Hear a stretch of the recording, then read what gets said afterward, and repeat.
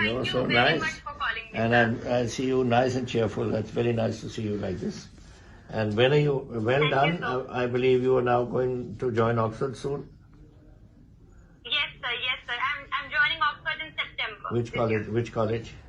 Have you got a college so far? Somerville College. Somerville. It's a good college. Lady Prime Minister Madam Indira Gandhi also studied in this college. Yeah, I believe so, and I'm sure you're going to do as well. You must. Any case, you are such a hardworking girl, and you've looked after all that. The trouble you had in your life. And how did you manage in Lady Sri Ram College? Did you do well? So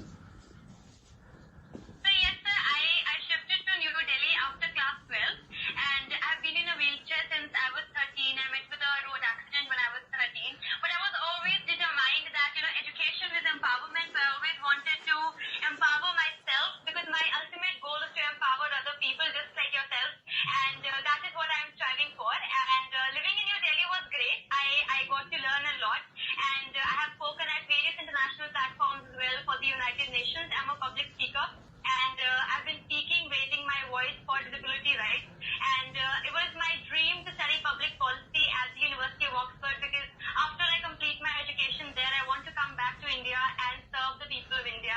And I'm so glad. Congratulations, beta. Congratulations. You've done a great job. And getting into Oxford isn't easy nowadays, let me tell you. It's a very difficult proposition because there's so many people who want to do it.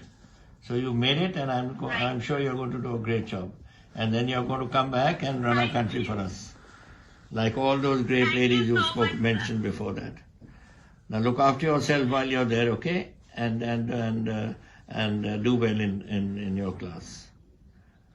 Thank you so much. May I say one thing, sir? Yeah, of course. So in this, you might be aware that in our country, people with disabilities are gravely marginalized and ignored.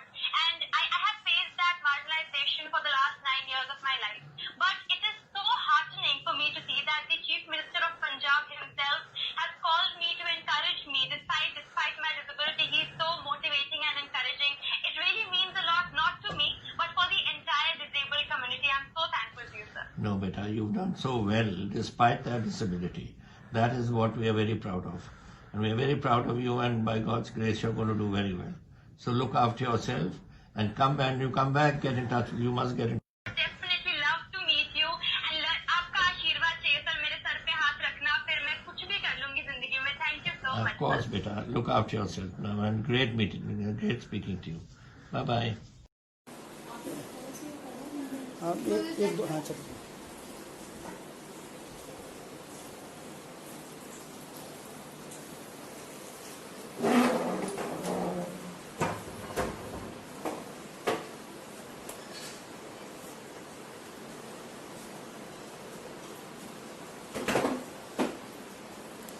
वो लाइना मैं shoot कर लवां फिर दस दूँगा मैं bike कर लेना कुछ हाँ वो मैं कर लूँगा वो मैं कर लेना ठीक है जी प्रॉब्लम है इस प्रॉब्लम की आज तक कोई नहीं है अच्छी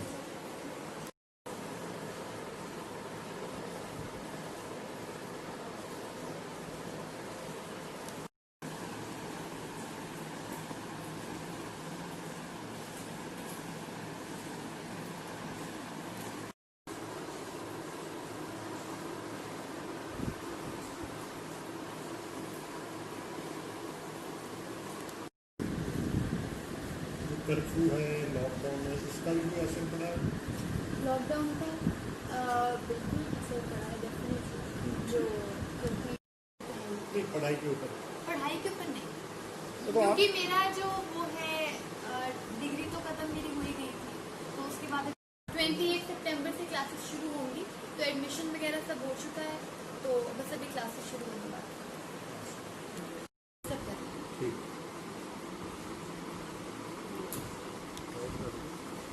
लाइट कोई इशू नहीं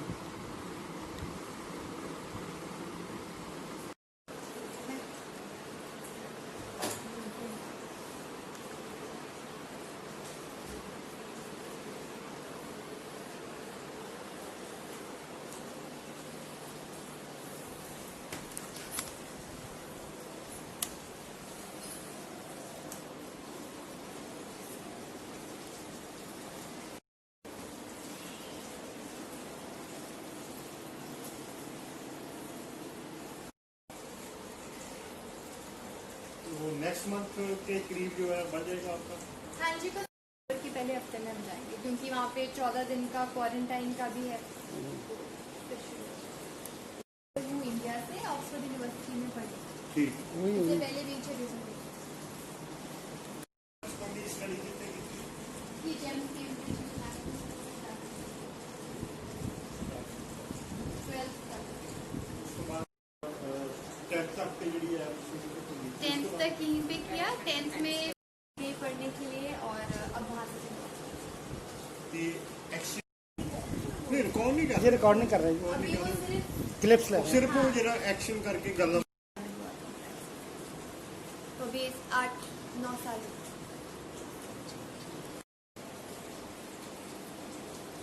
इस मंजिल तक इस मुकाम तक पहुंचने में हाँ जी, किसको मेरी फैमिली में जितने फैमिली मेम्बर्स हैं, ग्रैंड पेरेंट्स को, आई थिंक सभी का आशीर्वाद होता है, तभी इस मुकाम तक हुई। बाकी इन सब लोगों ने बहुत साथ दिया, तो इसकी वजह से स्कूल में तक भी मंजिल का आदम थे कि हासिल हो। कोई टारगेट भी है बना रखा? टारगेट के लोगों की मैं सेवा कर सकूं, जो मार्जिनलाइज कम्युनिटीज हैं उनके लिए मैं हो जाएगी।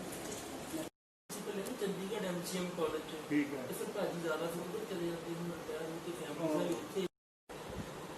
ਵੈਸੇ ਸਨਾਤਨ ਧਰਮ ਵਾਲਿਆਂ ਨੇ ਜੀ ਆਪਣੀ ਮੈਨੇਜਮੈਂਟ ਤੇ ਲੈ ਲਿਆ ਇਹਨਾਂ ਨੂੰ ਤੇ ਉੱਥੇ ਫਿਰ ਕਦੇ ਕਦੇ ਆਇਆ ਕਰ ਜਿੱਦਾਂ ਨਾ ਇਨਨੇ ਖੰਨਾ ਸਾਹਿਬ ਤੋਂ ਬਾਅਦ ਹਾਂਜੀ ਹਾਂਜੀ ਹਾਂਜੀ ਨਹੀਂ ਬ੍ਰਦਰ ਸ਼ਰਮਾ ਜੀ ਮੈਂ +2 ਇੱਥੋਂ ਕੀਤੀ ਹੈ।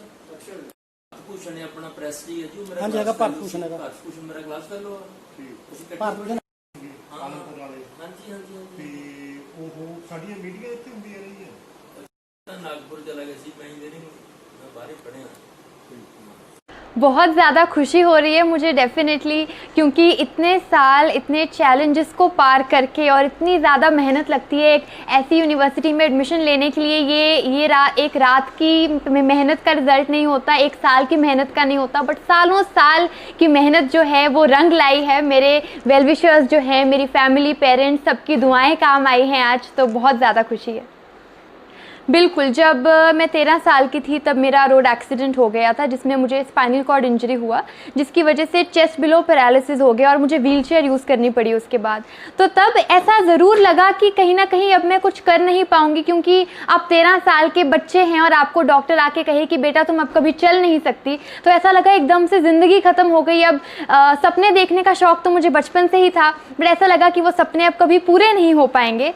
तो काफ़ी निराशा हुई मुझे भी, मेरे पेरेंट्स को भी, बट हमेशा मुझे ये ज़रूर मेरे मन में एक इच्छा शक्ति जो थी मेरी, वो काफ़ी स्ट्रॉन्ग थी, जो विल पावर है। तो इसलिए मैंने हमेशा यही अपने आप को समझाया कि चाहे अब मैं चल नहीं सकती पर मैं दुनिया को उड़ के दिखाऊंगी। मैं बिल्कुल कहते हैं कि एजुकेशन इज़ एम्पावरमेंट, तो मैं पढ़ाई करके खुद को सशक्त बनाऊंगी और मैं अपने सारे सपने पूरे करूंगी।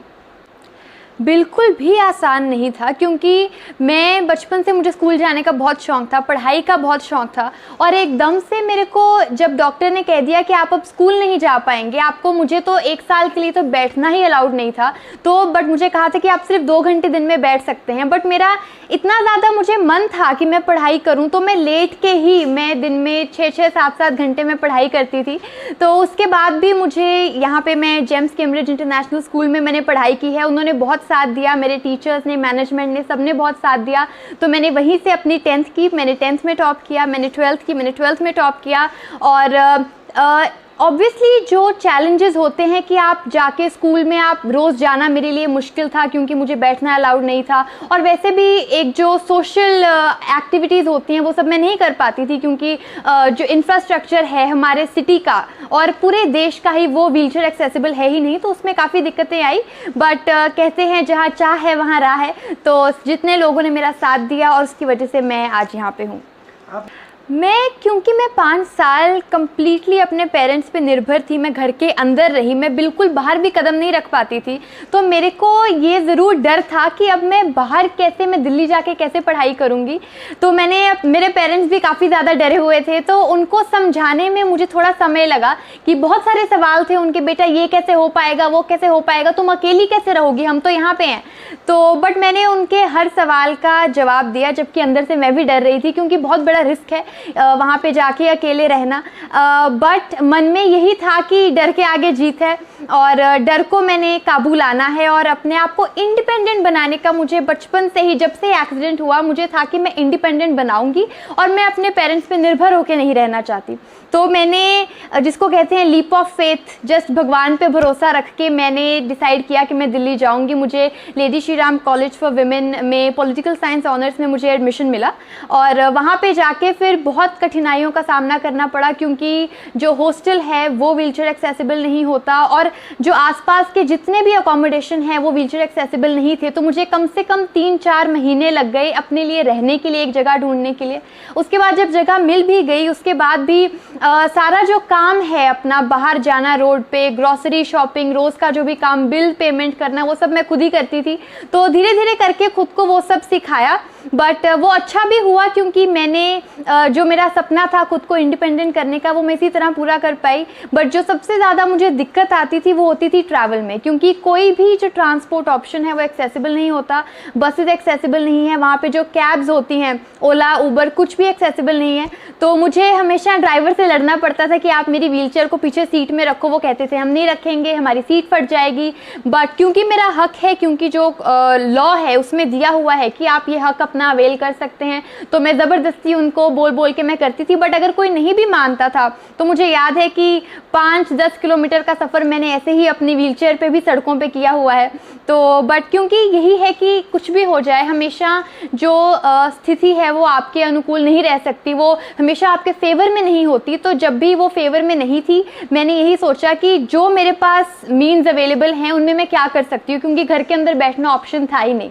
तो फिर ऐसे ही मैंने जैसे भी मैं कर सकती थी मैंने किया। और क्योंकि मेरे पास मुझे डायरी लिखने का बहुत शौक है, तो बचपन में मैंने, जब मुझे सब कहने लग गए कि तुम ये नहीं कर सकती, तुम वो नहीं कर सकती, तो मैंने सोचा कि ऐसा क्या है जो मैं अभी भी कर सकती हूँ। लोग मेरी डिसेबिलिटी देखते थे, तो मेरी जितनी भी एबिलिटीज़ हैं मैंने सबकी लिस्ट बनाई कि ये चीज़ें हैं जो मैं कर सकती हूँ। मैंने अपने पेरेंट्स को दिखाई, उन्होंने भी मेरी एबिलिटीज़ पे, मेरी डिसेबिलिटी से ज़्यादा विश्वास किया। इसी वजह से आई थिंक सबको अपनी एबिलिटीज़ पे खुद पे सेल्फ कॉन्फिडेंस होना चाहिए और वो फिर कुछ भी कर सकते हैं। लॉ अकेला कुछ नहीं कर सकता। सोसाइटी में माँ बाप का सबसे ज़्यादा रोल है कि अपनी बेटियों को आप सपना देखने के लिए प्रेरित करें। मेरे पेरेंट्स ने भी वही किया, मुझे हमेशा कहा कि तुम जो करना चाहो तुम करो, हम तुम्हारा साथ देंगे। तो वो जो मनोबल बढ़ाने की बात है वो घर से ही आ सकती है।